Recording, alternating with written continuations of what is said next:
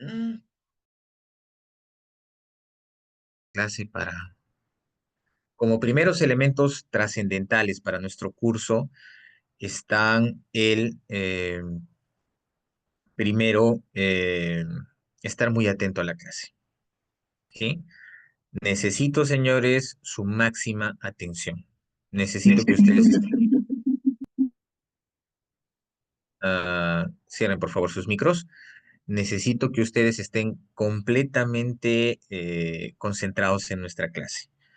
Por favor, eliminen cualquier posibilidad de distracción que exista cerca de ustedes. Eliminen cualquier posibilidad de bulla, ruido, el televisor, el celular. Eso de estar chateando durante la clase los distrae.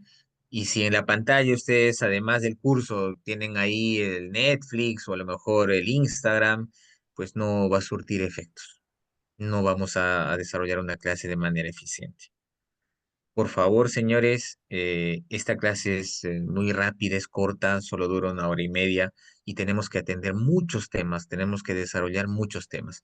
Entonces, les pido, por favor, que se concentren, les pido, por favor, que estén muy atentos, les pido, por favor, que disfruten esta clase.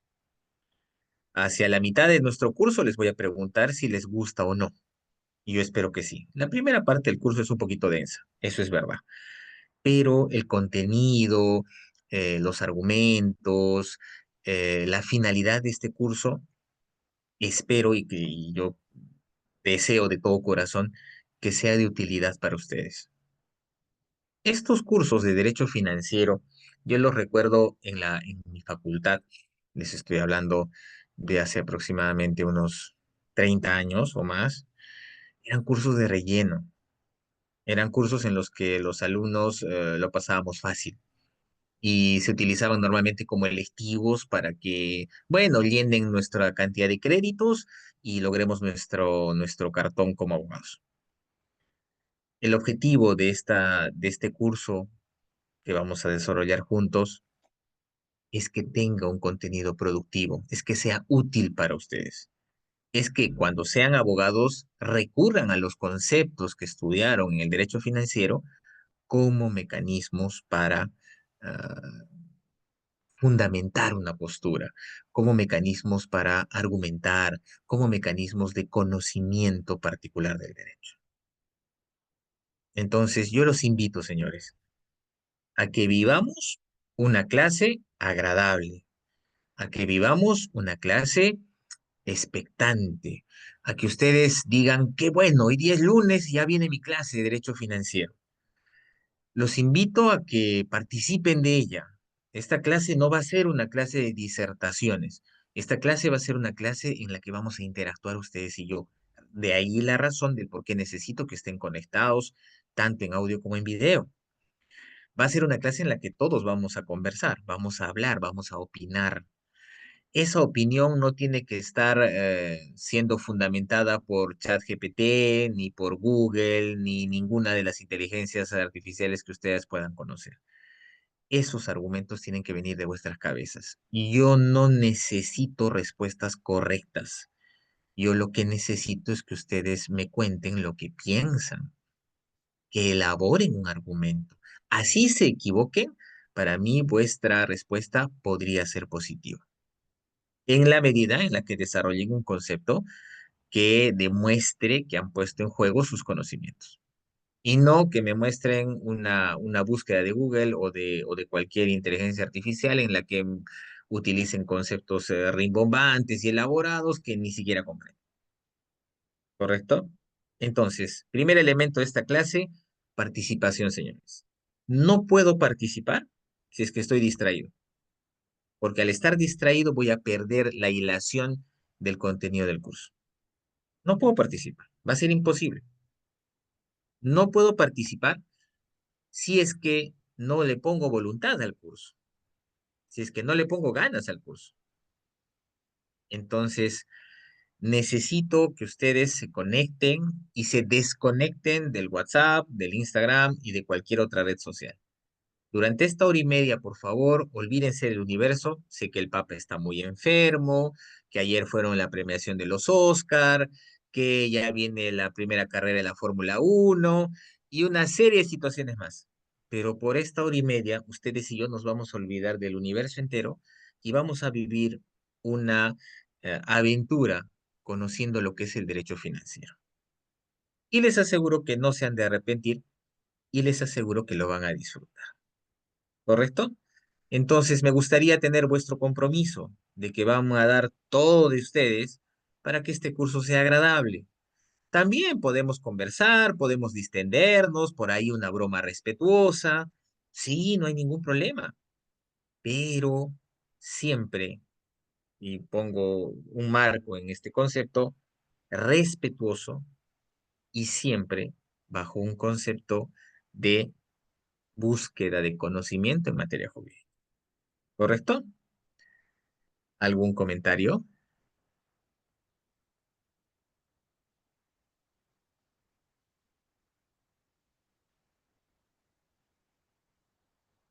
No hay comentarios. Bien, nuestro curso va a tener, perdóneme, señor Larrea, no lo había visto, perdóneme, Sí, buenas noches, doctor. Respecto al tema de los parciales y finales, ¿cuál es su claro, metodología para los exámenes en este caso? demoler a mis alumnos. No, no es verdad, tranquilo. No es así. El objetivo de las evaluaciones es revisar qué grado de aprovechamiento ha tenido los alumnos durante la primera parte, que es el examen parcial, o el curso en final, cuando se refiere a la evaluación final. Eh, mis exámenes, y les adelanto, normalmente versan sobre aspectos que hemos hablado en clase de manera particular y cuando yo he dicho, por ejemplo, la frase, esto podría ser una pregunta de examen, ¿ok? Este es un tema muy importante, este es un tema trascendental. Cuando ustedes escuchen esa frase, paren las orejas y piensen, ese tema probablemente venga en el examen. Una pregunta similar, algo distante tal vez, o un poquito enrevesada para generar pues el nivel de dificultad óptimo como para evaluar. El único problema es que cuando hago esos anuncios, normalmente por cada sesión hago 7, 8, 10 de esos anuncios. Entonces, ¿qué va a pasar? Si tenemos 14 sesiones o 13 sesiones, van a tener ustedes 130, 140 temas que analizar, lo cual le genera el nivel de dificultad. Pero al que estuvo atento en esas 130, difícilmente va a tener dificultades para rendir la evaluación. ¿Qué debo hacer? Prestar atención durante la clase y listo. Yo les ofrezco siempre una garantía a mis alumnos. ¿Y cuál es esa garantía? Primero, tenemos evaluación final, perdón, parcial y final, ¿correcto? Con evaluaciones que van a ser objetivas y que van a rendirse de manera virtual. Ahí están las dos notas. La tercera nota, que es el promedio de participaciones, es la nota que nosotros vamos a generar con la participación en clase. Esta participación debe ser cuando mínimo de 3 durante cada sesión. Cuando mínimo. No la máxima, no la única. 3, si pueden ser 4, si pueden ser 5. Excelente durante cada sesión. En algún momento yo voy a llamar. Al iniciar las sesiones, yo voy a llamar a algunos de los alumnos, ¿no? Llamaré a 4, a 5, y si alguien más complementa, serán 7 u 8 que participen al inicio de la clase. Y les voy a decir qué hicimos la clase pasada. Todas las sesiones va a iniciar así. Primero, buenas noches, señores, ¿cómo están? Bienvenidos al curso. Debo hacer una pequeña advertencia que eventualmente me voy a demorar tal vez unos 2 o 3 minutitos, porque tengo otro grupo que hace el curso de Derecho Empresarial entre las 6:30 y las 8. Y a veces en el último momento, pues hay preguntas o hay un temita que está quedando un poquito suelto o hay alguna interrogante y tengo que absolverlas, no los puedo cortar a mis alumnos nada más. Nosotros lo recuperamos en el transcurso de nuestra sesión también, no hay ningún problema, pero va a haber ese pequeño desfase eventualmente. Trataré de que sea lo menos posible o eventualmente de que no exista. Va a ser mi intención. Pero tengan en cuenta, por favor, señores, que yo de todas maneras voy a asistir. Cerramos el paréntesis ahí y volvamos a la participación. Entonces, la participación es 3 a 4 participaciones durante cada sesión. ¿Qué quiere decir? Que tengo que estar atento a la clase y tengo que participar. La participación no es, busco en Google, busco en ChatGPT y a ver que me diga algo y le cuento algún cuento al docente. No, no funciona así. Tiene que ser un tema elaborado por ustedes o interrogantes también o comentarios, etc. ¿Qué pasó si en una sesión solo participé una o dos veces? Ok, tengo la siguiente sesión para yo participar al inicio de la clase, cuando se esté revisando la clase anterior, o durante el transcurso de la sesión para hacer la mayor cantidad de participaciones. Tampoco se trata de preguntar por preguntar, ni mucho menos se trata de decir cualquier cosa. Ah, ya está mi punto, ya lo conseguí. No. Es fácil de identificar, señores, cuando alguien quiere pasar, tener el punto porque sí, ¿no es cierto? La idea es más bien eh, participar en la clase de manera genuina. Y ahí viene la garantía que les decía. Si ustedes atienden a la clase, si ustedes participan de la clase y a la siguiente sesión recuerdan la clase pasada, les garantizo en un 100% o la devolución de su dinero que ustedes no van a necesitar estudiar para los exámenes. Es decir, participando en clase que tiene ya una calificación de la tercera nota, ¿voy a prepararme para los exámenes parcial y final? Sí. Por consiguiente, con una sola actividad, estoy teniendo las tres calificaciones. En parte. ¿Por qué? Porque va a haber un control de lectura también. Va a haber un control de lectura. La tercera nota va a ser participación y control de lectura. Un solo control de lectura. Antes tomaba dos, pero creo que ya no tiene mucho sentido. Solo va a ser uno. La primera nota de participación se va a elaborar desde esta sesión, sesión uno, hasta la sesión 7, antes del parcial. Esa va a ser la primera nota de participación. La segunda nota de participación va a ser de la semana 9 hasta la semana 12 o 13. ¿Por qué 12 o 13? Dependerá de cuándo la universidad nos solicite que subamos las notas de promedio de participaciones. Por consiguiente, normalmente es entre la 12 y la 13. Lo bueno para ustedes es que nuestras sesiones son los días martes. Y normalmente la universidad dice, ok, hasta el jueves pueden subir su nota de participación. Entonces yo considero la de ese martes más y subo la nota de participación. Estemos atentos a la fecha en la que nos pongan el límite. La verdad no he visto el cronograma, pero así va a ser. Entonces tengo una nota de participación de la semana 1 a la semana 7. Tengo otra nota de participación de la semana 9 a la semana 12 o 13 y tengo un control de lectura. Si yo sigo toda esa secuencia de participar en clase, generar mi tercera nota, aprender el curso de manera escalonada y progresiva, y luego rendir las evaluaciones, señores, el curso no tiene ningún inconveniente. Es sencillísimo. No debo ni siquiera de estudiar. Solo tengo que entender en la clase, preguntar de vez en cuando y repetirla en la siguiente semana. Y ya está. ¿Alguna pregunta sobre las evaluaciones?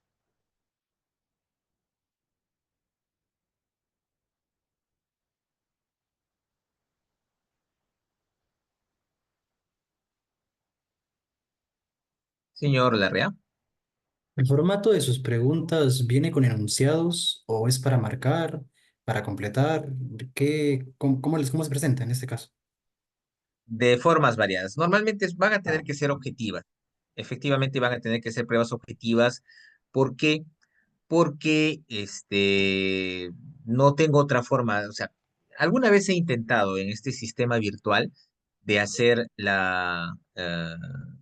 de elaborar pruebas para desarrollarlas, ¿no? Con preguntas abiertas. ¿Cuál es el problema? Que me demora mucho tiempo calificar. Me demora mucho tiempo calificar. Por ejemplo, doctor, usualmente algunos profesores utilizan los foros para esos trabajos o, por ejemplo, análisis de Mm, noticias o algo así, pero ya sería cuestión de su sí. tiempo y disponibilidad. No solo es por el tema de tiempo. ¿Sabe cuál es el problema? Que la inteligencia artificial le dice a usted, elabórame una opinión sobre este tema.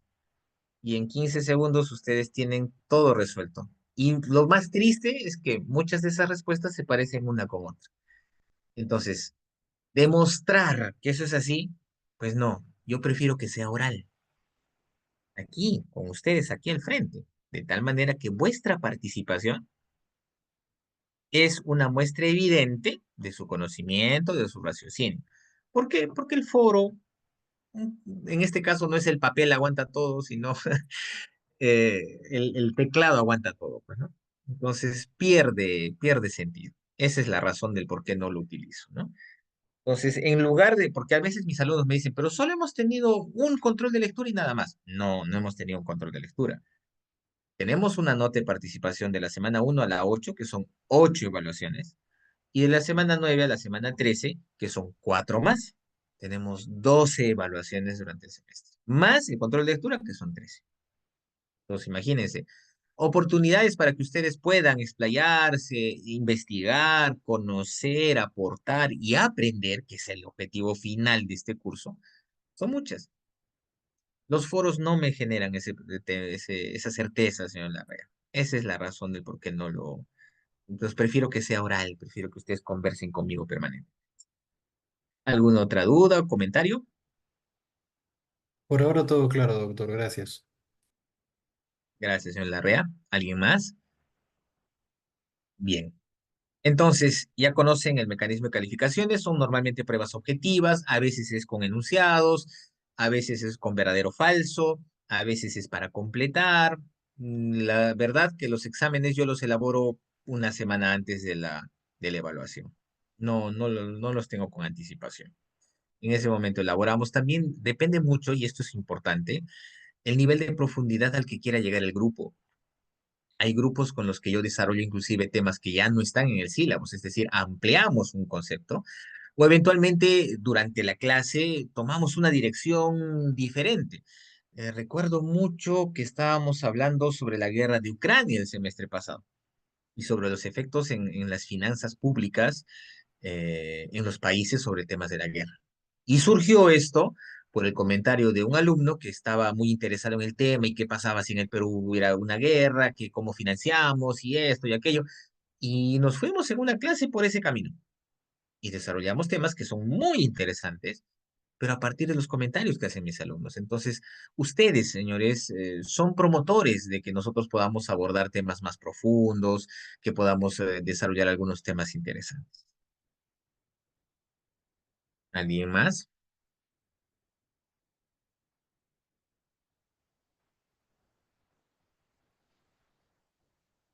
Listo.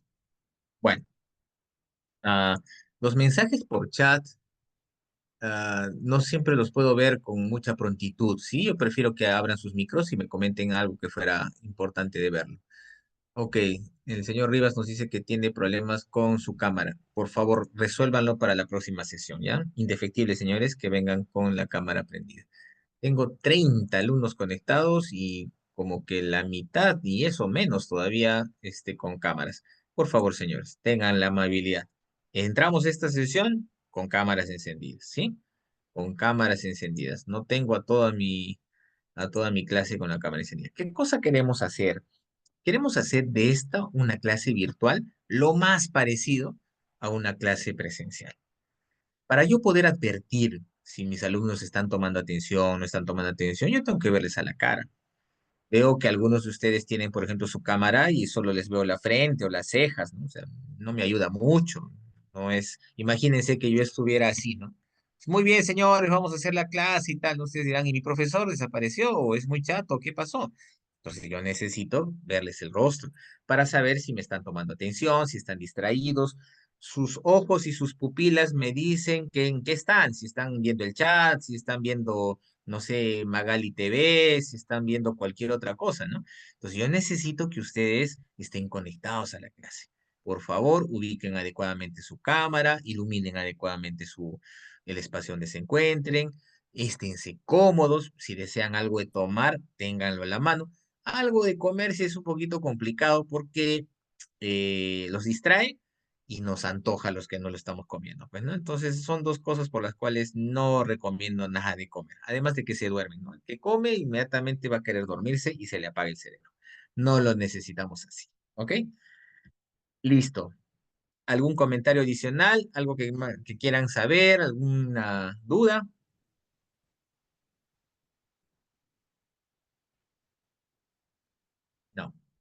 Bien, necesitamos elegir un delegado o delegada del curso, señores.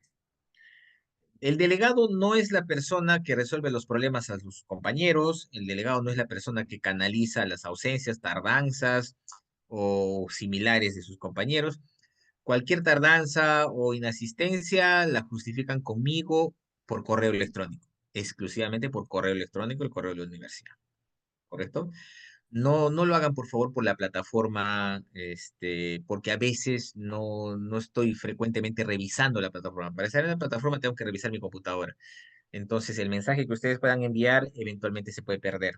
En términos generales, ¿no? No es que se pierda en realidad, sino es que no va a llegar a tiempo para que yo lo revise. Si lo mandan por correo, eso sí lo reviso con más frecuencia porque tengo otros dispositivos que pueden revisar el correo.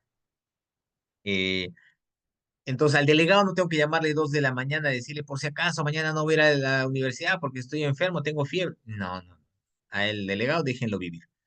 ¿Por qué necesitamos un delegado? Porque cada aula debe tener uno, porque ese delegado va a elaborar un grupo de WhatsApp en el que solo van a estar los alumnos y en el que van a recibir información que pudiera ser muy urgente. Imagínense que yo tuve un percance y que no voy a asistir a clases hoy. No me gusta que mis alumnos me esperen por gusto, ya vendrá, y no llego yo. Entonces me comunicaré con el delegado de manera inmediata y le diré, por esta razón, normalmente, ¿no? Tiene que ser, pues, me cayó un rayo en la cabeza, un meteorito se estacionó en mi sala o algo así. Tendría que ser muy grave para que yo no asista o no participe en la clase. Entonces, les pido, por favor, tengan la amabilidad de elegir a una persona que pudiera eventualmente coordinar conmigo algún tema urgente sobre el control de lectura, ¿dónde se va a colgar? En el aula virtual, todo el material es del aula virtual. No le doy al delegado porque todos ustedes deben tener acceso al aula virtual.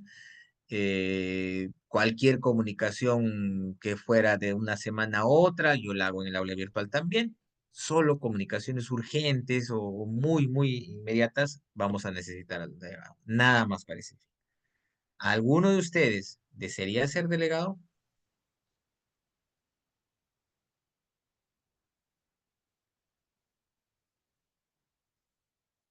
Doctor, buenas noches. Buenas noches, Yo señor me podría Malara. ofrecer y no habría ningún tipo de inconveniente. Ok, gracias, señor. ¿Malara es su apellido? Sí, Malara, correcto. ¿De dónde es su apellido? Cuénteme, señor Malara. De acá de Lima, bueno, es del norte, de acá en Perú. Pero sí, Ya, es extraño, no lo he escuchado sí, jamás. Me es imagino que extraño. se lo han dicho. Ok, señor Malara. Muy bien. Ya. ¿Alguien más quisiera ofrecerse? ¿Alguien más desearía? A mí me gustaría, doctor. Ok, señor Larrea, perfecto. ¿Alguien más?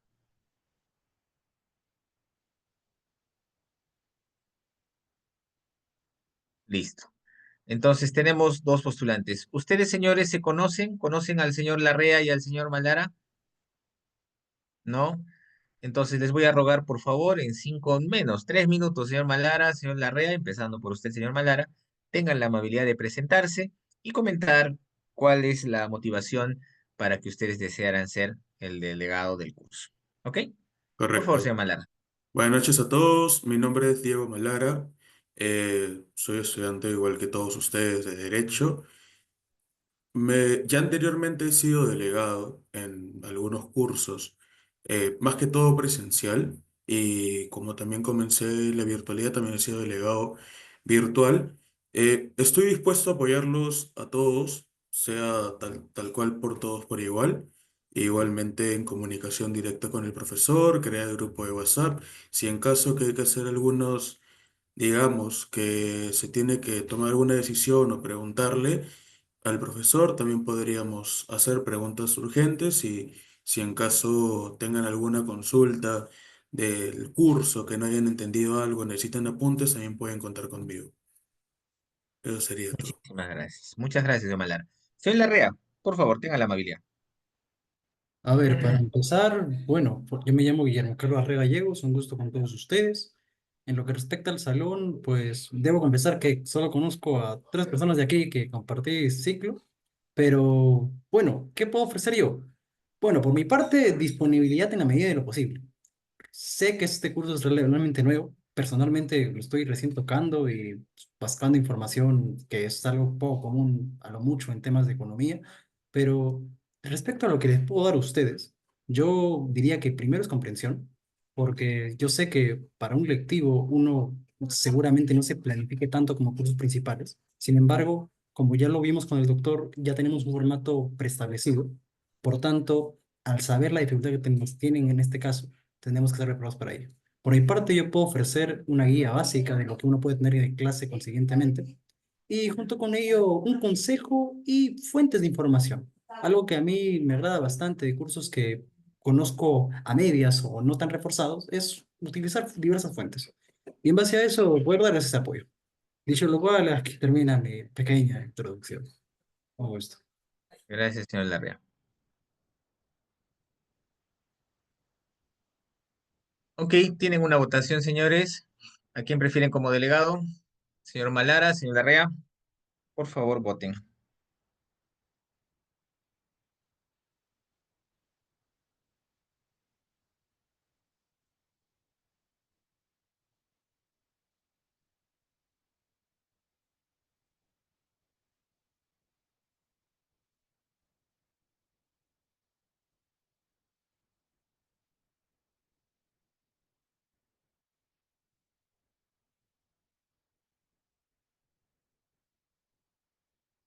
Creo que ya han votado todos. Sí, ya han votado todos. Ajá.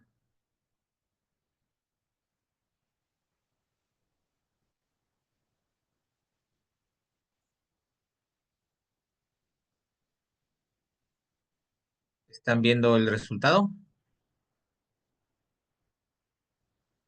Y doctor, no hay segunda vuelta. No, acá es una sola vuelta. Acá es simplemente mayoría simple. El señor Malara ha obtenido la mayor cantidad de votos. Muchas gracias, señor Larrea, por su disposición. Y bueno, estaremos coordinando con usted, señor Malara. En un momento yo le voy a enviar mi número de teléfono Perfecto, doctor. para que usted Igualmente, maneje muchas el WhatsApp. gracias a todos por Eh, cuenten lo conmigo. que sí le pido, señor Malara, por ningún motivo comparta con sus compañeros mi número de teléfono.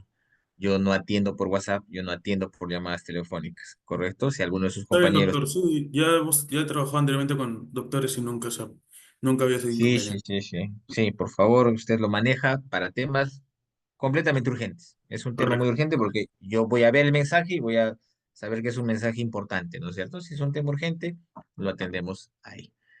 Listo.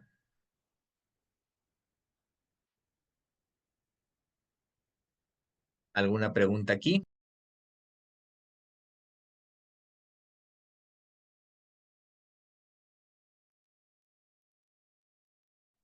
¿Comentarios? ¿Dudas sobre las evaluaciones, señores?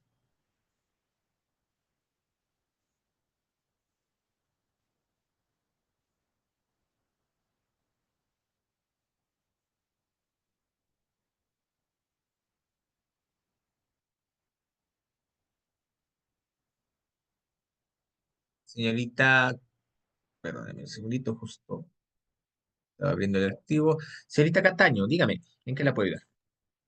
Doctor, buenas noches. Una consulta ¿Cómo está? respecto del Sí. control de lectura que había mencionado. ¿Nos va a dar Sí. fecha del control? No, ustedes lo van a elegir. Ustedes van a elegir la fecha. Gracias por su pregunta. El tema va así. Eh, yo sugiero que el control de lectura sea a partir de la semana 4 o 5. Esa es una sugerencia, ¿ok? Entre la semana 4 a 5. ¿Por qué? Porque la lectura debe merecer algún conocimiento inicial, por lo menos del curso, ¿no? No tendría mucho sentido que la demos en la semana 2 o 3 porque ustedes todavía no han desarrollado muchos de los temas del curso. Entonces, a partir de la semana 4 o 5, exceptuando la semana 8, que es la semana de parcial, puede ser en cualquier semana. ¿Cómo se determina? Como ustedes lo decidan. Eso lo van a hacer a partir de vuestro, eh, vuestro delegado. Entiendo que va a ser un grupo de WhatsApp, señor Malara, ¿correcto? Arme por favor un grupito de WhatsApp, comparta de una vez el link aquí Sí, en doctor, el en chat. eso estoy ahorita. Perfecto, le agradezco. Entonces, ¿usted está conectado en dos dispositivos? Correcto, doctor. Uno es para audio y otro es para cámara. Ah, ya. ¿A cuál de ellos le mando? Hay uno que dice Diego Alonso y otro que dice Diego Cualquiera, Malara. ¿Cuál? doctor. Igual tengo acceso para poder Ya está. visualizar. Entonces le estoy mandando mi número de teléfono para que no se lo comparta a nadie. Sí, correcto. Ya. Ya lo recibí. Entonces, arme por favor un grupo de WhatsApp. En el grupo de WhatsApp ustedes hacen la discusión de cuándo es el día que desean. Yo no tengo problemas en el día ni en la hora. ¿Por qué? Porque va a ser una evaluación virtual. Entonces va a ser el día y la hora que ustedes decidan el control de lectura. Vean ustedes si quieren que sea a la semana 7, a la semana 6, a la semana 9. Muchos de mis alumnos prefieren la semana 9 o 10, normalmente, después del parcial. Muchos. Algunos se han aventurado a que sea la semana 12 o 13, pero es muy cerca del final y normalmente en esa época tienen exposiciones, tienen otros trabajos y a veces se les aglomera mucho. Algunos también han optado porque sea la semana 7 o la semana 6 también. Es un tema de que ustedes se organicen, tomen en cuenta los pros y los contras y me digan cuándo han decidido. ¿Correcto? Absolve eso su consulta, señorita Cataño. Sí, doctor. Gracias. Perfecto. ¿Alguna otra pregunta?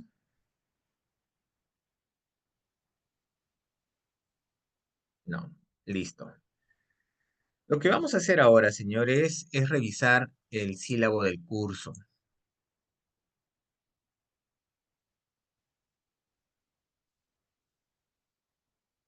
¿Por qué es importante revisar el sílabo del curso? Es importante revisarlo porque nosotros, al saber qué vamos a aprender, nos resulta más sencillo aprender.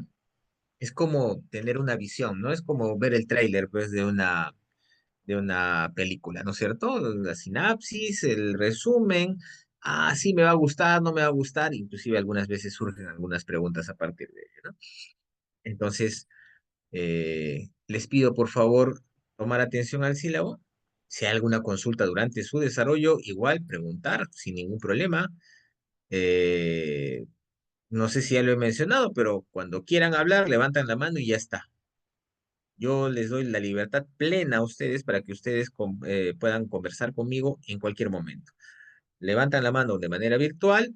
Si es que estoy dando un concepto o cerrando una idea, esperaré unos minutitos a que eso se produzca y luego les daré el uso de la palabra. Hablen cuanto deseen. ¿Correcto? Bien, vamos a compartir la pantalla. Esta información ustedes ya la tienen en su aula virtual junto con las diapositivas de todo el semestre del curso, así que pueden acudir a ellos en el momento que ustedes consideren, ¿ya? Ya está la información colgada. El curso se llama Derecho Financiero, aquí están los docentes que lo dictamos. La sumilla dice, la asignatura pertenece al área curricular de formación específica y es de naturaleza teórica, en el propósito de identificar y solucionar los posibles problemas del ámbito financiero. Desarrolla las siguientes unidades: importancia de las finanzas públicas, gastos e ingresos públicos, presupuesto y control, tesoro público. La asignatura exige al alumno el aprendizaje, análisis de las unidades propuestas y la normatividad vigente. Señores, es lo financiero. Y les pido, por favor, no busquen ni en Google ni en ninguna inteligencia artificial, no lo necesito. De hecho, les va a dar respuestas incorrectas. ¿Ok? Por favor, coméntenme lo que ustedes saben. ¿Qué es la materia financiera? ¿A qué nos referimos con materia financiera? Pueden levantar la mano para tener el uso de la palabra. Señor Larrea.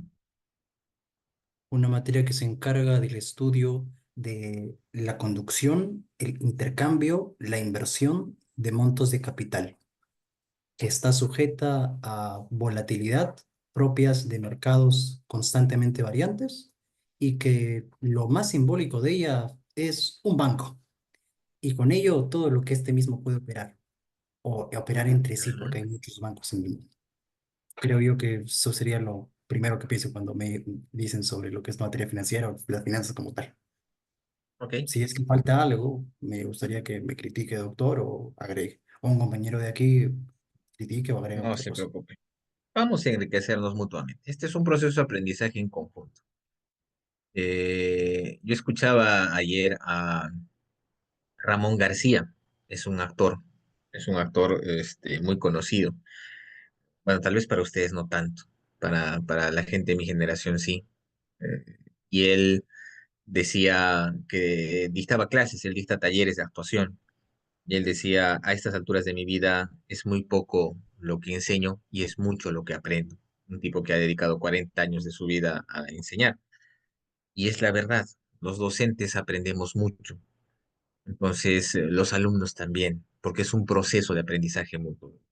Yo no tengo todas las respuestas, señores. Yo no tengo todas las soluciones. En conjunto es más sencillo. Tenemos más de 30 participantes en esta sesión. Entonces, nosotros aprendemos en conjunto. Todos nos retroalimentamos, todos nos cuestionamos y todos aprendemos y sacamos conclusiones. ¿Ok? Gracias, señor Larrea. ¿Alguien más levantaba la mano? No sé si se desanimó. Señorita Cataño, cuénteme. Desde ya les voy diciendo que estas intervenciones ya están siendo calificadas y ya las estoy considerando. Señorita Cataño. Respecto, doctor, a la pregunta, cuando yo escucho el derecho financiero, lo primero que se viene a la mente es la moneda, el dinero. Entonces, Ujú. considero que se relaciona mucho con el movimiento del dinero en el mercado de un país. Puede ser también Ya. los ingresos, los egresos, y también me intuyo que se relaciona mucho con la economía. Ok, ok. Gracias, señorita Cataño. Señor Montero, cuénteme. Es Fernanda Ay, Montes. perdóneme, señorita Montero. Perdóneme, mil perdones. Buenas Cuénteme. noches. Cuando escucho sobre la materia financiera, eh, me puedo pensar mucho en la sostenibilidad, obviamente a lo largo del tiempo, un equilibrio Ya. que se busca respecto a la parte monetaria, tanto del país, empresas, respecto de ingresos o egresos personales también. Bueno, está bien. Muchas gracias. Señor Espinosa. Buenas noches, doctor. Para mí el tema de financieros, como dijo mi compañera, se menciona en gestión al dinero, a la moneda. Ya. O sea, Ajá. podemos hablar de ahorrar, invertir de la capital, ya Ajá. sea en una empresa o, bueno, en este caso, gestión pública y en los negocios mercantiles. Eso es lo que se viene a mí como idea de derecho financiero o algo de finanzas. Ok, muy amable, muchas gracias. Vamos a adelantar un poquito la clase porque ya les había preguntado sobre qué son finanzas y tenemos que dar una solución a este interrogante. Las finanzas efectivamente hablan sobre el contenido económico. Puede ser de una empresa, puede ser de una persona, puede ser de un país, puede ser de una región o puede ser de todo el planeta. Las finanzas implican las fuentes de donde se obtienen los recursos para el gasto. Las finanzas son las fuentes de donde se obtienen los recursos para el gasto y cómo se produce el gasto. Y cómo se produce el gasto. Y es que para vivir, señores, para desarrollarnos institucionalmente, para existir, necesitamos financiarnos. Todo en la vida genera gasto. Todo en la vida genera una actividad económica. Ustedes me dirán, bueno, pero respirar no nos cobran por respirar, o sea, uno puede respirar gratis. Sí, uno puede respirar gratis, pero uno puede respirar en la medida en la que tenga salud. Y conservar la salud en el Perú cuesta. Tal vez poquito si es que están afiliados al CIS o tienen seguridad social, o tal vez muchos si tienen que acudir a una clínica. Entonces, todos nuestros procesos vivos y demás van a demandar la utilización de recursos. Entonces, la fuente de ese financiamiento y la forma de ejecutar ese gasto van a ser analizadas por la materia financiera. Pero, sí, ¿cuál es su nombre, señor? iPhone de Axel. Sí, me llamo Axel. Yo quería preguntarle bajo Perdóneme la... un segundito, necesito su apellido. Cervera, Cervera. ¿Con C está bien? Sí, como cerveza, pero con R. Cervera. Ya, necesito, por favor, cámbiale un lo sucesivo para tener siempre su apellido. Sí, está bien. Está ingresando el audio por otro dispositivo. No. ¿Me escucha bien? Yo lo escucho bien, pero cada vez que hablaba me volví a escuchar. Ahora Ah, ya no. creo que es un tema suyo. No, mi pregunta era la siguiente, ¿no? O sea, usted ha dado una definición de finanzas, pero Ujú. bajo esa definición, ¿cuál sería la diferencia entre el concepto de economía y el concepto de finanzas? O sea, porque pareciera de Ah, que son como los está utilizando como singular, ¿no? Entonces quisiera dirimir esa duda, por así decirlo. como sinónimos, dice usted. No, no, no, no, no, o sea, es una pregunta, es una pregunta. O sea, Claro. sí, a eso me refiero. Siente que podrían ser muy parecidos al cual estoy analizando. Sí, quería Correcto. preguntarle. Sí, sí. Ya, está bien.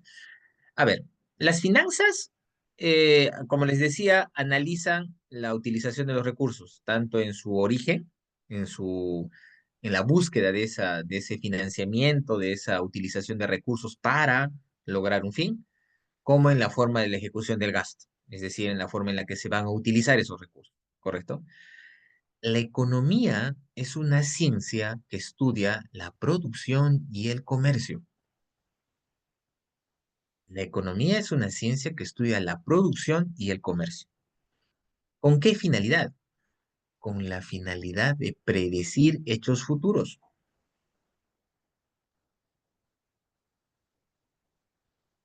¿En serio? O sea que los economistas tienen una bola de cristal.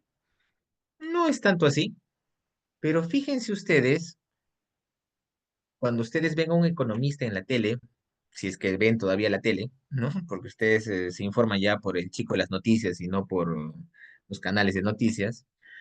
Cuando ven ustedes a un economista, ¿qué es lo que dice? ¿Lo que ha pasado o lo que va a pasar? ¿De qué habla un Di- economista cuando habla en la tele? Dice de cómo van a influir las acciones que están tomando los gobernantes o determinadas Por empresas en cómo se va a ejemplo, desarrollar la economía a futuro, en un plazo de correcto, señor 1 o más Cristian. años. Sí, por ejemplo, Como los por ejemplo econ... cuando Castillo estaba ahí, digamos, apoyándose en la izquierda y hablaban respecto de cómo es que esto influiría en que muchas empresas no confiaran en el Perú porque eso, o sea, ese Ok. acercamiento a la izquierda haría que haya menos inversión del extranjero. O sea, es lo que ellos ven a futuro, ¿no? Determinadas Bueno, acciones que vayan a tomar. algunos economistas opinaron así. No todos, no No, sí, todos. yo O le sea, digo nomás lo que claro, pienso. claro, sí, algunos economistas opinaron así y dijeron que todas las empresas se van a ir del país. Es más, yo les cuento, yo gané una colección de whiskies con esa afirmación. Yo tengo una amiga que vive en Estados Unidos y que un día conversando con ella, hacemos con mucha regularidad algunas reuniones en Zoom, me dijo, si gana Castillo, se van a ir las empresas. Yo le dije, no se ve ninguna. No, mira que van a irse todas. Ok, le dije, si se van 5 empresas, yo te pago. Si no se va ninguna, tú me pagas. La apuesta original fue un whisky etiqueta azul, pero cuando llegó mi amiga, no me pagó el whisky etiqueta azul, sino me dio una colección de whiskies de como 7, pequeñita, pero muy bonita, una muy bonita colección. No se fue ninguna, ninguna se fue. Y ustedes pues, pensarán, ¿cuál? Ninguna se fue. Y ese era el temor, ¿no? De que íbamos a hacer Venezuela y todo lo demás, que ciertamente algunos economistas preveyeron eso. Lo que sí pasó, y eso también era previsible, es que el dólar empezó a encarecerse a niveles muy altos, porque había una inestabilidad del mercado propiciada por precisamente la inseguridad sobre la estatización de algunas empresas o cosas por el estilo, ¿no? ¿Quién iba a ser el presidente del BCR? Situaciones de esas generan inestabilidad. ¿Qué hace el economista? El economista analiza las variables micro y macroeconómicas para dar predicciones sobre lo que va a pasar hacia el futuro y cuáles podrían ser las acciones que tomaran las empresas, el Estado, los consumidores, digamos que los importadores, los exportadores, en relación a las cosas que está analizando. Entonces, por ejemplo, se ha incrementado el salario mínimo vital. Listo, se incrementó. Muchos economistas dijeron, no, eso va a generar desempleo. ¿Qué hace un economista? Mide la tasa de desempleo a partir del incremento de la remuneración mínima vital. Analiza también cuántos nuevos empleos se están creando cada año para ver qué tasa de empleabilidad va a tener la juventud que está saliendo a la población económicamente activa. Entonces, si ustedes encuentran que una gran cantidad de jóvenes no están teniendo empleo, ¿qué van a pensar? Va a haber desempleo y con desempleo va a incrementarse la pobreza. Y con el incremento de la pobreza va a existir más delincuencia y por consiguiente van a haber todos estos factores que uno conoce. Ah, ok. Entonces, la economía estudia la producción y el comercio a través de todas las variables que nos permiten tomar decisiones hacia futuro, porque nos permiten estar preparados para, ¿no? A veces los economistas dicen, bueno, está habiendo un incremento en el tipo de cambio del dólar, pero es pasajero porque está producido por ejemplo, les cuento, viene el pago del impuesto a la renta para las empresas. En el Perú, muchas empresas facturan en dólares, pero el pago de sus impuestos lo hacen en soles. Entonces, ¿qué hacen las empresas? Empiezan a vender dólares. ¿Y qué pasa cuando se vende el dólar? El precio tiende a bajar ligeramente en el Perú, ligeramente. Mucha abundancia de dólares en el mercado hace que el precio baje. Entonces, cuando estemos ya más cercanos a la fecha de presentación de la declaración del impuesto a la renta, que es a mediados de marzo, van a ver que ligeramente va a bajar un poquito el dólar. Eso es previsible perfectamente por la economía. La economía analiza eso y dice, sí, va a bajar unos 15, 20 días, bajarán en 2 puntos básicos y ya, hasta 3 tal vez. Y listo. ¿Ok? Eso hace la economía. Absuelta su consulta, señor Cervera. Sí, doctor. Bueno, perfecto. Me alegra mucho. Bien, vamos a ver la tabla de contenidos de nuestro curso. Nuestra primera semana vamos a hablar sobre principios económicos. La escasez, la equidad, eficiencia, coste de oportunidad, productividad, el ciclo económico, conceptos de actividad económica, economía financiera, utilidad. ¿Por qué tenemos que analizar economía en un curso de finanzas? ¿Cuál será la razón, señores? Pueden levantar la mano y participar en la clase.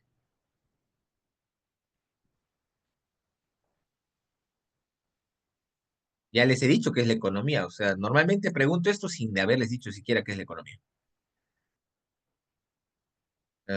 Si veo que algunos de ustedes han dejado de compartir sus videos, les agradeceré, por favor, lo hagan. Señor Larrea, cuénteme. Yo lo interpreto como una forma de previsión a futuro. Si uno entendemos de manera quizás más en lo que es microeconomía, lo que uno puede utilizar a futuro, las finanzas vendrían a ser como una extensión de manera más individual de lo que uno puede producir con lo que tiene. Ahora, la economía viene a ser como aquel género en ese sentido, y el otro sería la especie, que engloba dentro de las finanzas esa capacidad que uno puede hacer de manera individual. Me parece que podría haber una relación allí. Ya, ok. Señor Espinosa. Bueno, o sea, basándome con lo que usted dijo sobre las finanzas y la economía, yo creo que va relacionada, porque justamente usted dijo que el derecho financiero en esta vida todo es un gasto, y digamos que los gastos pueden ser, bueno, y micro, en este caso, un gasto a futuro. Y usted dijo que la economía es una producción, o tiene su finalidad hechos a futuro, ¿no? O tiene Es claro, esa es el estudio de la predicción. producción y el comercio. Es el estudio de la producción y el comercio. Y Ujú. justamente, o sea, la producción y el comercio que uno mismo puede tener o uno puede aspirar a tener. Y como usted dijo que tiene la finalidad de predecir hechos a futuro, creo que va así entrelazados. Bueno, para mí. Ok. Señorita Cataño. Sí, doctor, justo después de su explicación, yo también le encuentro una característica fundamental a esta relación del derecho financiero y la economía porque Ajá. es previsible. Y eso precisamente por el concepto que usted nos ha dado de lo que es derecho financiero, porque nos dice que es la utilización de recursos para lograr un fin.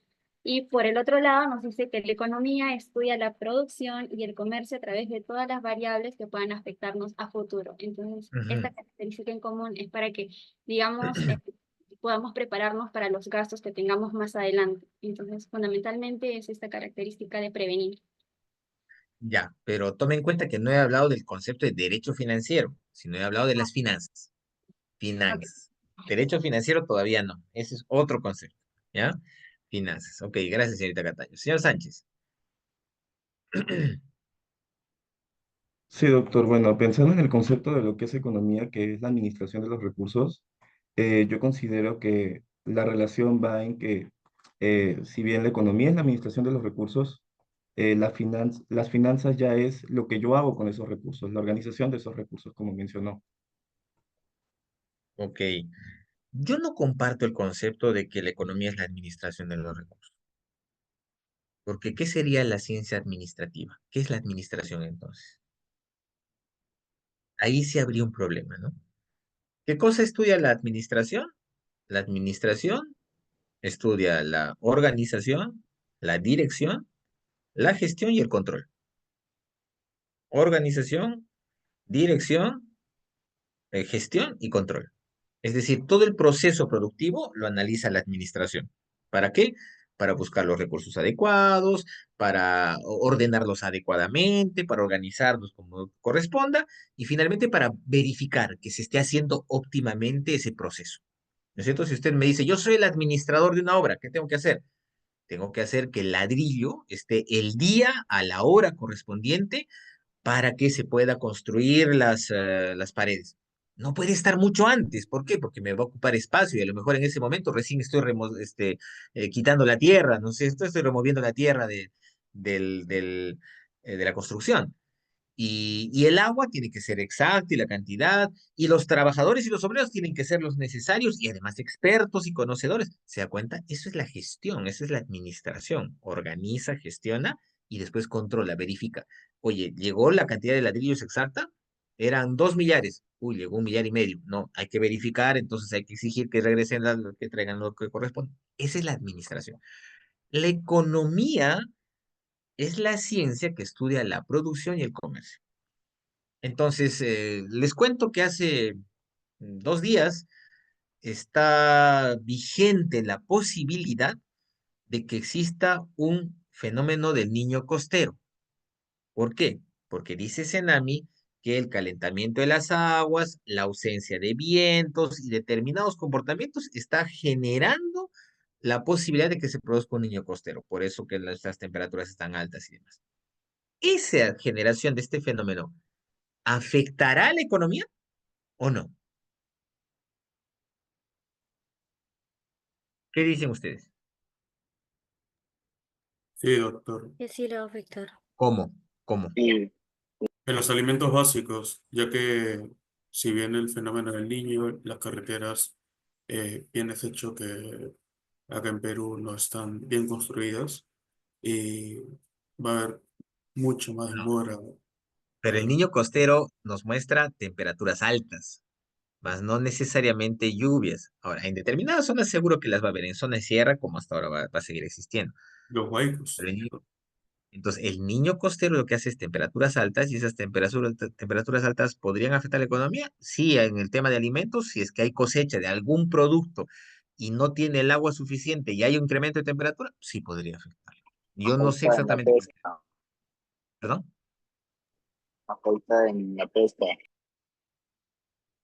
Ok, señor Rivas. Sí nos ayudaría que levante la mano, por favor. Tratemos de participar y sí, también que se conecte en video, tal vez la próxima sesión, pero sí ayuda que nos levantemos la mano, ¿sí? Señorita Arias, cuénteme. Buenas Y noches, tiene razón, doctor. el señor Rivas tiene razón, el señor Rivas tiene razón porque sí, la pesca, por ejemplo, se va a afectar, sí, eso es verdad. Algunas especies que son de aguas frías van a desaparecer de nuestro entorno y ¿qué va a pasar? Esas especies van a subir de precio. Pero van a venir en contraprestación una cantidad de especies más bien de aguas cálidas y esas van a tener precios bajos porque va a haber abundancia. ¿Ok? Economía. Señorita Arias, dígame. Justo, doctor, yo iba por ese camino, no solamente en agricultura y pesca, sino Ajá, en distintos ámbitos, incluso turismo en distintas zonas. O sea, en sí podría ser. afecta de muchas maneras a la economía en general, turismo, Ujú. agricultura, pesca, incluso a comercios que dependen o sea, pequeñas empresas que dependen de factores, en este caso como por ejemplo, si sea la agricultura, por ejemplo, el comercio acá en grandes mercados, en mercaditos, en tiendas, bodegas que se abastecen de estos, en general afecta de muchas maneras. Es correcto. Entonces, ¿qué hace la economía? La economía tiene que saber de todo. El, lamentablemente para los católicos, el Papa Francisco se encuentra grave de salud. Su edad y su condición de salud es muy complicada. Yo sinceramente me temo lo peor. ¿Eso afectará a la economía?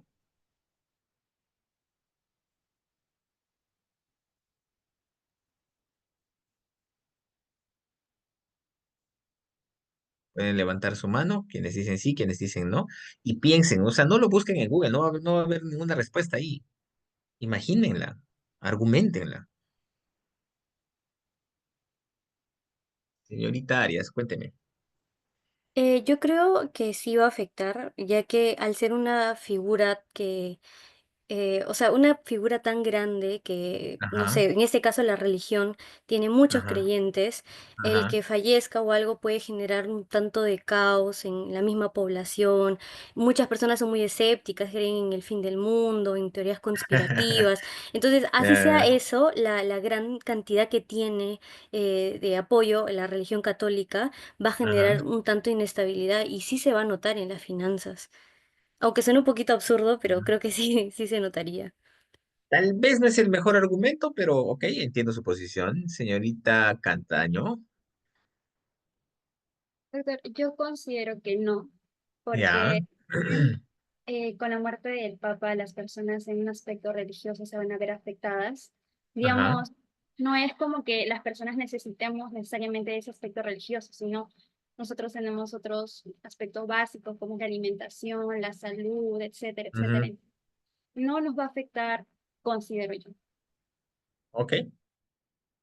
Señor Larrea, Yo considero que por la idiosincrasia en su mayoría de personas con la creencia católica, ajá, existe la probabilidad de que los que puedan irse tomen un viaje hacia Argentina e invirtiendo su dinero vayan en esa ajá, creencia a ese lugar, en un apartado de ese sentido.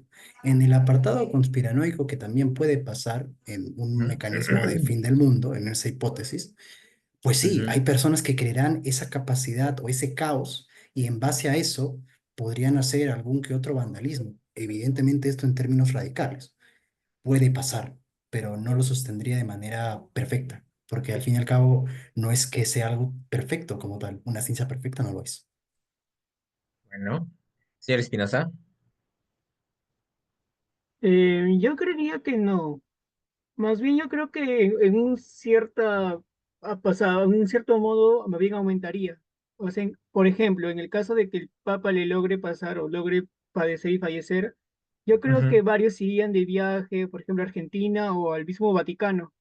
E ujú, incluso creo que aumentarían las propias misas y en estas las compras de, bueno, de velas, crucifijos para los creyentes. Así que creo que ya, no tendría un impacto tan grande, es lo que yo creo. ujú, ok. Señor León,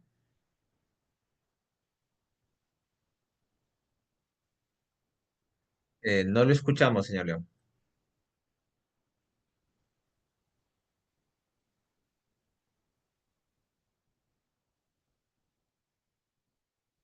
Ahora sí me escucha, Sí. doctor.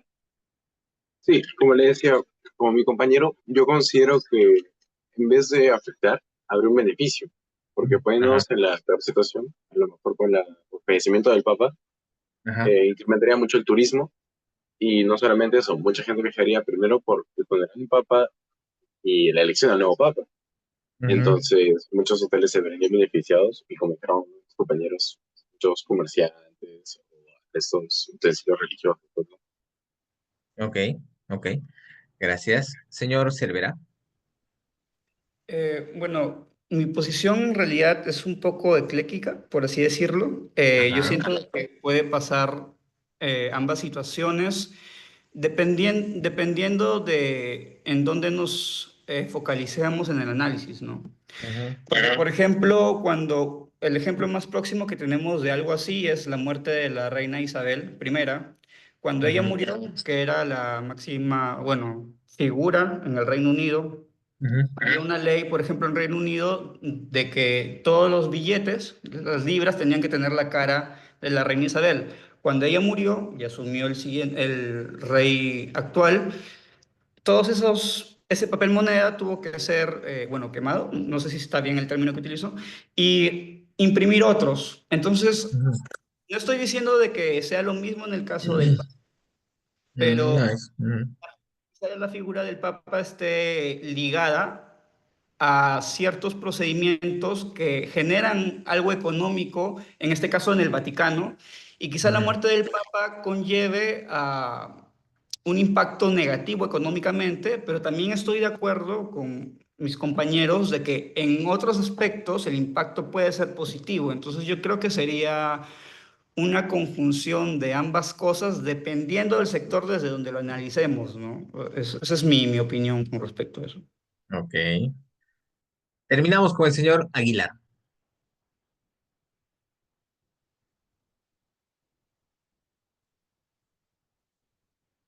Si está hablando, no lo escucho, señor Aguilar.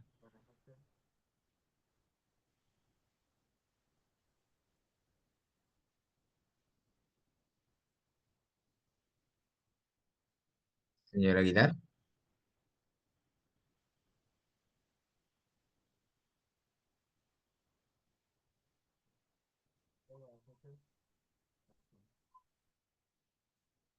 Ok. Vamos a darle paso al señor Muro. Y ahí sí terminamos, señores, ¿sí? Porque tenemos que Dale. terminar el desarrollo de nuestro sílabo. ¿Qué tal, doctor? Buenas noches y a mis ¿Cómo está, señor compañeros Muro? también. Hay algo muy importante antes de empezar a dar una opinión y es Sí. respecto a la palabra afectación. Ujú, Creo que muchas personas, incluyéndome hace algunos años, ujú. relacionamos afectación con algo negativo, Ya. pero en realidad afectación es un cambio. Un cambio no Sí. siempre es malo, un cambio es bueno. Por ejemplo, yo me puedo ganar la tinca y me está afectando, obviamente, económicamente, pero Ujú, esa afectación no es negativa, al contrario, es positiva. Bueno, correcto. desde un cierto punto de vista.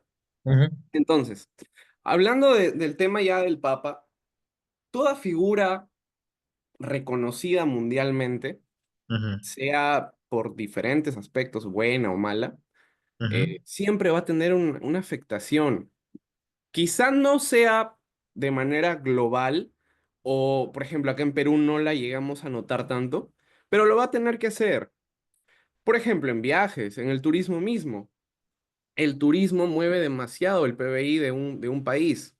Tenemos en cuenta, por ejemplo, no hace muchos años, en el año 2019, cuando el Perú invirtió demasiado dinero, por ejemplo, en los Juegos Panamericanos, y el PBI durante ese año aumentó significativamente. Claro que también tuvimos gastos, pero aumentó, debido a que los turistas de distintos países del mundo llegaron y digamos, compartieron nuestra cultura, les gustaron en comida, en viajes, en los lugares, hasta incluso podría haber el caso de que podrían quedarse.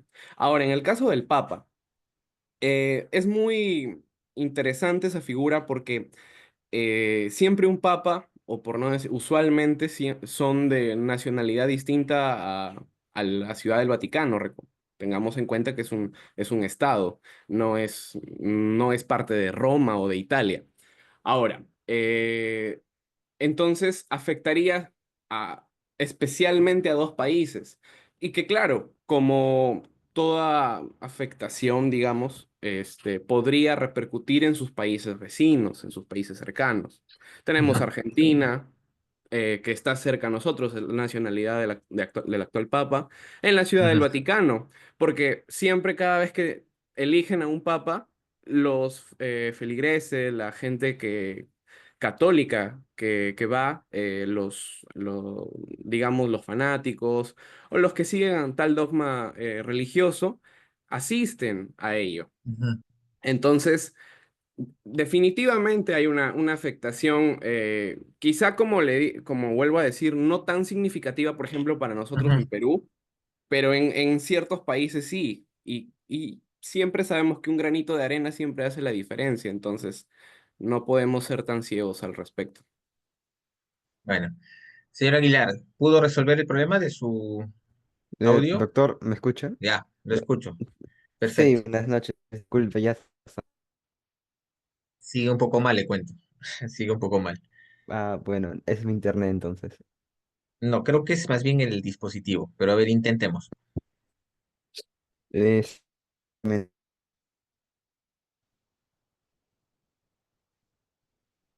y también, Es el dispositivo. Es el dispositivo. Si quiere ponerlo como comentario en el chat, yo lo voy a leer en ya. un momento. Por favor. Bien, ahí se demuestra, señores, por qué los economistas tienen trabajo. Sí es cierto, los viajes pueden tener un cierto contexto económico, compra de esto y de aquello, fotografías, qué sé yo, ¿no? Pero realmente no es importante, ¿no? Realmente no es trascendente en la economía mundial. ¿Ustedes han oído hablar del Banco del Vaticano? ¿Alguna vez han oído hablar del Banco del Vaticano?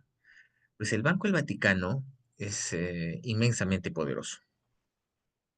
Tiene una reserva económica muy grande, muy grande. Y obviamente el manejo del Banco del Vaticano corresponde a las altas esferas del poder en el Vaticano. ¿Y quién nombra al presidente del directorio del Banco del Vaticano, a su junta y todo lo demás? Es el Papa.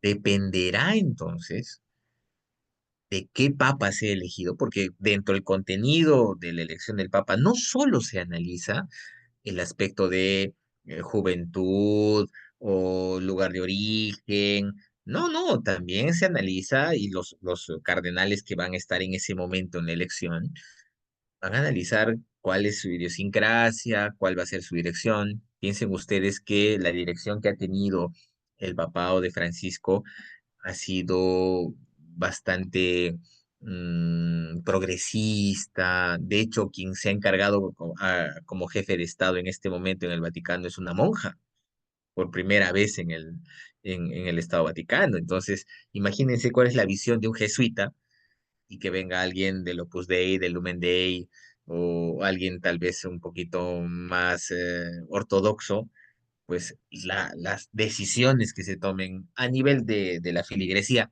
pero a nivel financiero también van a ser distintas. Entonces yo lo vería por ese lado, por un orden económico, ¿no? La forma de conducir la economía del Vaticano y de la influencia inmensa que tiene el Vaticano en todo el mundo, además, porque iglesias, organizaciones católicas siempre van a depender del Vaticano como por ese lado yo lo analizaría. Entonces sí es importante hacer un análisis económico en varios aspectos. Bueno, vamos a terminar de ver lo poco que nos queda nuestro sílabo, ¿no? En la semana 2 vamos a ver el tema de las finanzas públicas. ¿Por qué? Porque el curso de Derecho Financiero solo analiza las finanzas públicas. El derecho financiero solo analiza las finanzas públicas, es decir, el origen de los recursos y el gasto para las entidades públicas, no así el gasto privado. ¿Por qué? Porque el gasto privado no puede estar regulado. Yo no le puedo decir a nadie, tienes que gastar así, tienes que gastar así, tal fecha, tal día, tal cantidad, buscar tus recursos. No le puedo decir absolutamente a nadie. Entonces, el derecho financiero no analiza las finanzas privadas. ¿Y quién entonces analiza el orden financiero, el tema de la participación de los bancos y tal? El derecho bancario. Es el derecho bancario el que analiza la participación de los bancos en el proceso de la intermediación financiera. Ese es otro concepto. La intermediación financiera es un concepto distinto al de la materia del derecho financiero. Derecho financiero exclusivamente en materia pública. Y si no les he dicho ya, Esto puede ser materia de examen. ¿Ok? Ese es un contenido a analizar. Señor Larrea, dígame. ¿Eso quiere decir que, por ejemplo, vamos a tocar temas de derecho administrativo? De alguna forma sí, tangencial. Tome en cuenta lo siguiente. Las relaciones del derecho administrativo son las relaciones del Estado con los particulares, ¿correcto? El derecho administrativo analiza las relaciones del Estado con los particulares. Pero existen formas especializadas de derecho administrativo que tienen su origen en el derecho administrativo. No, no tienen su origen ahí, sino que son formas especializadas de derecho administrativo. ¿Cómo cuál? Como el derecho municipal. El derecho municipal en esencia es un derecho administrativo, solo que analiza relaciones exclusivas entre las municipalidades y el vecino. Como el derecho tributario, que es una forma de derecho administrativo que analiza las relaciones entre la administración tributaria y el contribuyente. O como el derecho financiero, que Ahora sí, analiza las relaciones que ahora surgen sí. como consecuencia de la búsqueda de recursos públicos y la forma de utilizar el gasto. Ahí Ahora entra, sí, entra en en ese juego caso, género especie. Ahora sí. más o menos, más, ¿por qué le Exacto. digo? ¿Qué va la diferencia? No entra el administrado ahí. En el derecho financiero no entra el administrado. Nunca usted le va a llamar a alguien y decir, oye, a ver, Juan, tú que vives en la esquina, ven, vamos a ver el tema de los recursos públicos. No, salvo en el tema de presupuesto participativo, que sería el único caso en el que la población decide cómo se va a utilizar sus recursos públicos. Pero no hay una relación entre un particular y el Estado en esta relación del derecho financiero. Todo se analiza básicamente en el sector público, solo es el Estado y nada más. Entonces, ¿es una forma? Sí, porque administro los recursos públicos, pero no participa el particular. ¿Ok? Le respondí, señor Larrea. Está No, sí, muy bien, gracias. perfecto, perfecto. Entonces, finanzas públicas, evolución, naturaleza, definición, momentos de la actualidad financiera del Estado. ¿Cuáles son los fines de estas finanzas públicas? Efectos de las finanzas públicas, las finanzas gubernamentales sobre los agentes económicos y la economía. Tenemos que entender de qué manera el gasto público afecta a la economía. Y ahí creo que todos ustedes compartirán conmigo en que definitivamente afecta. Hay una afectación de hecho, ¿no? Importancia, organismos, aspectos económicos, políticos, técnicos, jurídicos y sociológicos. Como se dan cuenta, en la semana 2 pues, nuestro sílabus quiere que termine el curso, ¿no? Porque quieren que veas absolutamente todo, lo cual es casi imposible. Son demasiados temas, pero los vamos a repartir en el resto de nuestros sílabus. Están repartidos un poquito de esto, un poquito de aquello. Y como ya hemos visto hoy día, en la primera semana, ya hemos entendido un poco cómo es la afectación de la economía en relación al gasto público. Ya estamos viendo qué efectos van a tener. Entonces, siempre vamos a redundar en esos aspectos y vamos a volver con mucha frecuencia. Generalidades del derecho financiero, primero que es la definición, recién en la tercera semana vamos a definir qué cosa es el derecho financiero. No hemos definido todavía el derecho financiero, ¿ah? Ojo, hemos definido las finanzas y en las finanzas hablamos de materia pública y privada. En el derecho financiero hablamos solo de materia pública. Pregunta de examen, cuidado con eso, ¿sí? Ahora, formas clásicas y modernas de definición, naturaleza, características, ¿es autónomo el derecho financiero? Vamos a analizarlo también. ¿Hay una relación del derecho financiero con otras ramas del derecho?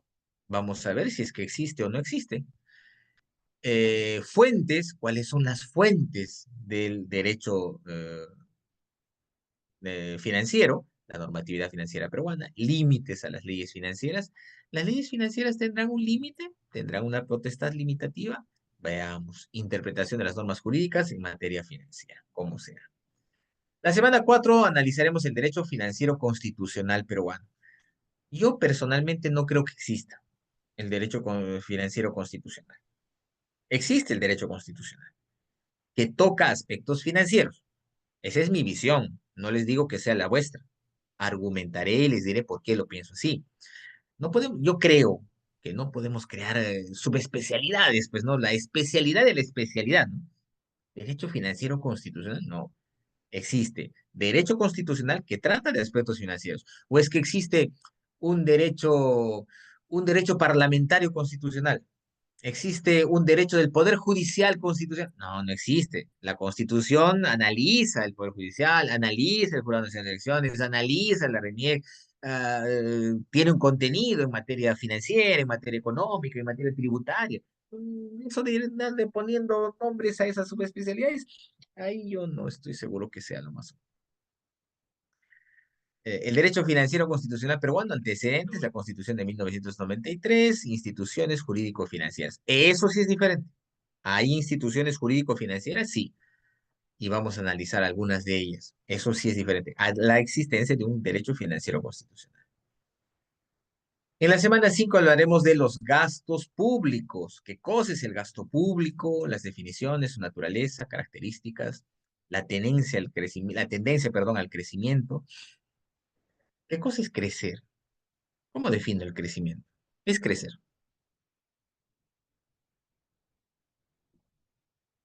¿Qué es crecimiento económico? Ojear ¿Cómo los mido? datos duros del PBI, el PBI per cápita, aunque, bueno, es un análisis para muchos simplemente ajeno a la realidad en algunos aspectos, pero es un acercamiento, Es una es aproximación. una variable a tomar en cuenta. Señor León, Sí, el crecimiento económico puede ser la, obtener más recursos tales. eventualmente la obtención de recursos sí, pero es que la economía también crece. ¿Y cómo se mide la economía? A través de variables macroeconómicas. Hay un economista que yo respeto mucho, tal vez a ustedes no les caiga muy bien, y es el expresidente de Ecuador, Correa. El expresidente de Ecuador, Correa, decía, para las estadísticas, para el análisis macroeconómico, siempre hay soluciones. Imagínense, decía él, una persona que tenga las manos dentro de un horno y que tenga los pies dentro de un balde con hielo. Su temperatura media va a ser 37 grados y van a decir, está perfecto, es un hombre perfectamente sano, pero se está quemando en las manos y se está congelando los pies, porque la media es la correcta. El análisis de variables eventualmente nos puede dar como conclusión una situación positiva, pero es que el análisis económico no se puede dar solo por una o dos variables. No solo el PBI es el único que se mide, hay que medir la tasa de desempleo, hay que medir efectivamente el PBI, hay que medir la presión tributaria. Uf, una serie de variables, por ejemplo, la balanza comercial, la balanza de pagos, que son una serie de variables que permiten lograr un análisis económico real, ¿no es cierto? Y es complicado, es complejo. Algún día hablaremos de esto, pero se ha cambiado el año base para que el análisis de la pobreza en el Perú haya disminuido. ¿Cómo es eso del año base? Si yo mido vuestra tasa de crecimiento hoy día veo su tasa de crecimiento y digo, el año base, es decir, el año cero, va a ser cuando ustedes tenían 17 años. Entonces, de los 17 a los 18, 19 que tienen ahora, su tasa de crecimiento es bajísima. Habrán crecido pues en unos 1,5%, 2%. Pero si el año base yo lo pongo cuando tenían ustedes 6 meses, el análisis de la tasa de crecimiento vuestra es pues monumental, ¿no? Será de 1,150%. ¿Por qué? Porque cuando medían 25 centímetros, hoy día la mayoría de ustedes pasarán del 1,55 m por lo menos. Entonces, fijar el año base es trascendental para determinar un crecimiento o abundante o ridículo. Y estamos hablando de la misma persona. ¿Se la rea? Doctor, en ese caso, por ejemplo, hablar de un año base, ¿no sería algo que, aparte de limitar justamente el proceso general de la producción de una persona, también implicaría pérdidas en su inversión? O sea, lo ideal podría ser que una persona siempre esté creciendo, pero hay momentos en los cuales eso fluctúa, no es algo estático, ni mucho menos. En ese Por caso, supuesto. ¿sería lo justo utilizar un año base desde la más inicial escala? ¿O qué punto es el año base? Porque por una parte es muy conveniente para algunos poner cuando todo está Sí, creciendo de manera corta, pero para otros es hasta muy malo porque excedes una parte que no es la actualidad a veces. O es verdad porque es lo que ves ya ahora. O sea, es algo muy que dependería desde donde uno ponga el punto de inicio. exactamente. Y eso es lo que ha hecho este gobierno. Ha cambiado el año base para el análisis del PBI, con lo cual los que antes eran pobres ahora ya no son pobres. ¿Por qué? Porque crecieron. Sí, pero eran ridículamente enanos y han crecido un poquito, pero como el año base está justo ahí, uff, crecieron un montón. Fíjense ustedes cómo se pueden alterar las cifras. Y eso ha sido un cuestionamiento muy grande hacia los anteriores ministros de Economía. ¿Por qué alterar el año base solo para que tu crecimiento sea tan grande que le hagas aparecer en cifras de que el Perú es una maravilla? Es un problema importante ese. Bueno, hablaremos sobre los efectos y límites en el gasto privado, principios, los principios de Somers, principio de gasto mínimo, principio de máxima ocupación, principio de máximo beneficio, principio de mínima interferencia en actividades privadas. Estos señores, estos principios fueron dados en el siglo XIX por un señor de apellido Somers y hoy día siguen vigentes. Esos principios siguen siendo analizados. A veces con ligeras variaciones, pero fundamentalmente siguen siendo los mismos. En la semana 6 hablaremos de la estructura del gasto público en el Perú, criterio de clasificación de gastos según la Ley General del Sistema Nacional de Presupuesto, clasificación institucional, por objetivos, funcional, programática, por la economía, clasificación geográfica. ¿Cómo es esto? Por poner una variable, clasificación geográfica. Ok, ¿dónde se gasta más? Puedo hacer un análisis en costa, en sierra o en selva. Puedo hacer un análisis en el norte, en el centro, en el sur. Puedo hacer un análisis, por ejemplo, en altitudes, de 0 a 1000 metros, de 1500 a 3000. O sea, puedo tomar diferentes visiones para analizar el gasto. El gasto se hace más que nada en distritos, se hace en provincias, se hace en regiones. El gasto se hace hacia personas que están en condición de pobreza, clase media, clase más bien alta. Los clasificadores de gasto me sirven para identificar cómo estoy gastando, dónde estoy gastando, cuándo estoy gastando. Y entenderán que eso es materia de evaluación para ver cuán eficiente es el gasto público.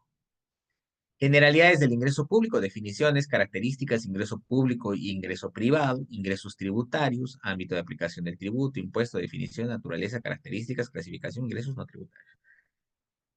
Esto se analiza normalmente en el curso de Derecho Tributario General. Al menos cuando yo dicto el curso, así lo analizo. Y acá como que se repite un poquito porque, bueno, este es un espacio que debería ser limitado para eso, ¿no? Para el derecho tributario. Pero también lo vamos a ver acá. Perdonen. Estructura de los fondos públicos en el Perú.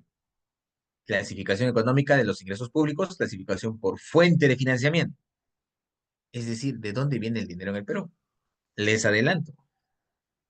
Una buena porción viene de los préstamos. Otra porción viene de los tributos. Otra porción viene de las empresas del Estado. Otras porciones vienen de donaciones. Ah, la fuente de financiamiento, el origen de los recursos públicos. Eso también se analiza. Vamos a ver de dónde viene. La mayor parte es generada por tributos, la mayor parte es generada por actividades empresariales del Estado. Hay que ver de dónde viene. Ah, esta parte no debería estar acá. Lamentablemente está consignada en el sílabus, pero me parece que alguien copió y pegó de código de materia civil, ¿no? Así que no se preocupen por ese lado. La semana 8 es el examen parcial. La semana 9 hablaremos de soberanía financiera. La soberanía es la capacidad para tomar decisiones de manera autónoma, sin la intervención de nadie. Entonces vamos a ver hasta qué punto financieramente somos soberanos. Hay unos principios de imposición, son otros principios, los de soberanía financiera o poder financiero, originario y derivado, principios de imposición, las reglas formuladas por Adam Smith. Este señor es el padre del liberalismo. Hay muchas cosas que nos separan a Adam Smith y yo. Dentro de ellas, que él está muerto, yo estoy vivo, que él piensa que el mercado resuelve todo y yo no creo eso, pero hay algunos principios en materia tributaria con los cuales yo sí comparto. Lo mismo en el caso de los principios formulados por Wagner. Este Wagner era alemán y más bien son más recientes, posteriores a la Segunda Guerra Mundial. Principios expuestos por Harold Summers, del que ya habíamos hablado antes, que nuevamente aparece por acá. Principio de la imposición en la legislación peruana. Y los principios impositivos en las constituciones del 79 y del 93. Nos vamos a concentrar básicamente en la del 93 porque la del 79, si bien es cierto, tiene algunos principios, al ser tan antiguos, no responden a una naturaleza actual. Eh, el derecho tributario tiene su principal auge a partir de los años 70 y 80 y la Constitución del 79 todavía no recoge sus principios. Son todavía un poco incipientes. Con decirles que los principios consignados en la Constitución del 93 ya son obsoletos. Precisamente estoy haciendo un trabajo de investigación para actualizar esos principios. No son los más vigentes. ¿Por qué? Porque fueron dados en el 93 y han pasado más de 30 años del 93. Imagínense. En la semana 10 hablaremos de las generalidades del presupuesto público, el plan general y los sectoriales, los presupuestos sectoriales, el presupuesto participativo municipal, que es el único en el que les decía que de alguna manera el contribuyente, el vecino participa, el sistema general de presupuesto público y su relación con otros sistemas del sector público, principios presupuestales en la doctrina, los principios presupuestales en la Ley General del Sistema Nacional de Presupuesto. ¿Qué es el presupuesto? El presupuesto es la forma en la que voy a gastar el dinero. No mira las fuentes de financiamiento, sino es la forma en la que voy a gastar el dinero. Ese es el presupuesto público. La Ley General del Sistema Nacional de Presupuesto, los principios presupuestales en la Ley Marco de la Administración Financiera del Sector Público. En la semana 11 hablaremos de la programación y formulación, las fases del proceso presupuestario, es decir, la elaboración del proceso presupuestario tiene fases y vamos a estudiar cada uno de ellos.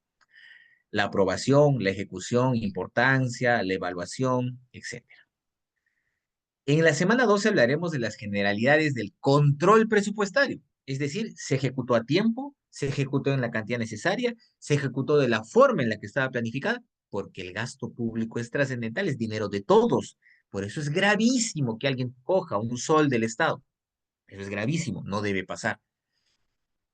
Hablaremos de los sistemas de control interno, el sistema integrado de administración financiera. Este es el sistema llamado SIAF.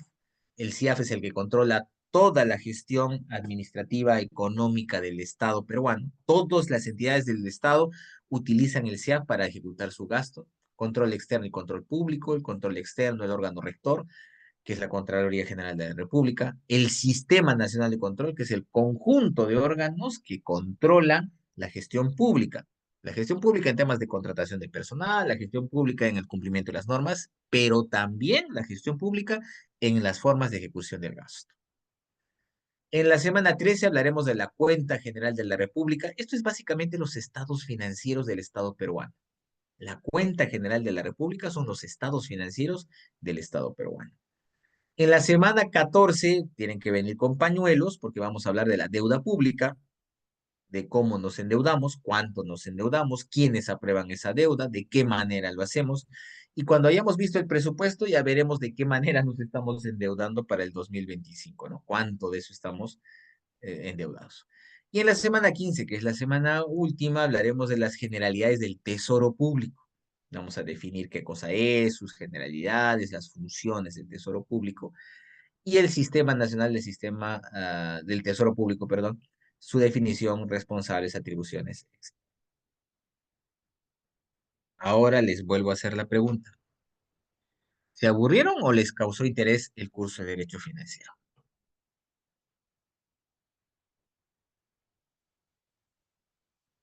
Se aburrieron. La verdad, la parte de nombres de personajes o personas que ya murieron es lo que a mí al principio más me llama la atención.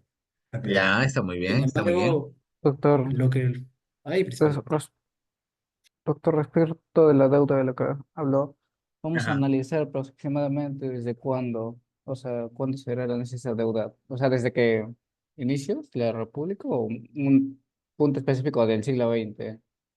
No, ¿Cómo? vamos a Porque ver cómo está. yo he visto bastante sobre historia esto y me doy cuenta de que es una constante el endeudamiento nacional. O sea, por eso mm, me refiero a ese asunto.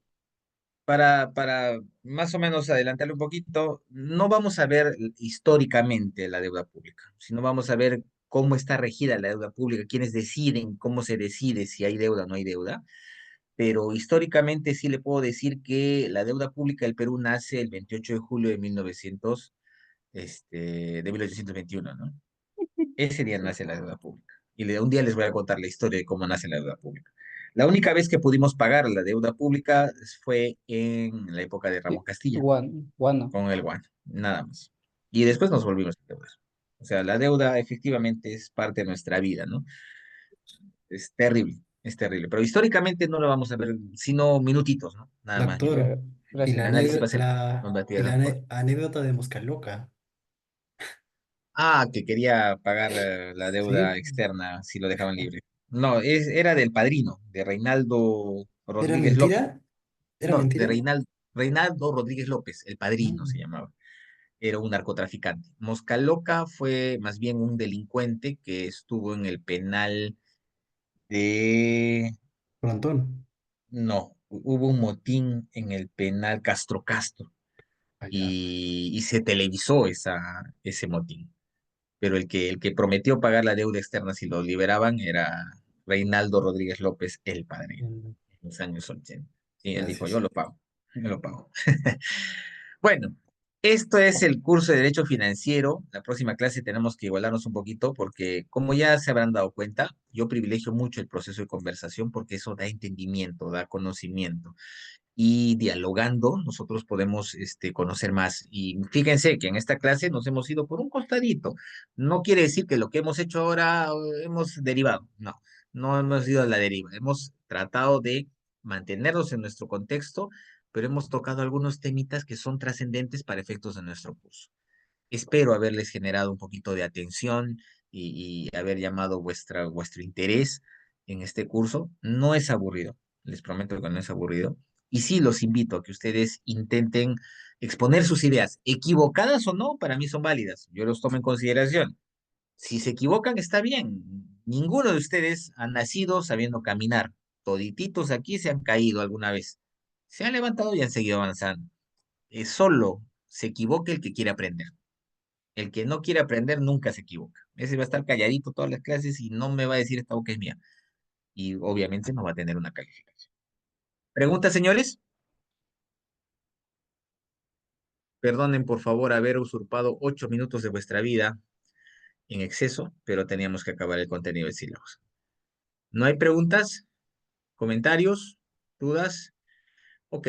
El señor Malara, por favor, no se olvide de organizar el grupito y de mandarme también un mensaje con su número de celular para poder anotar su participación como delegado. Correcto, doctor. Igual Listo, ya muchísimas gracias. mandé el link por el grupo. Perfecto. Conéctense, señores. No se olviden la próxima sesión, por favor. Vamos a siempre a compartir pantalla, perdón, a compartir video y continuamos con nuestra clase. Ya empezamos en todo.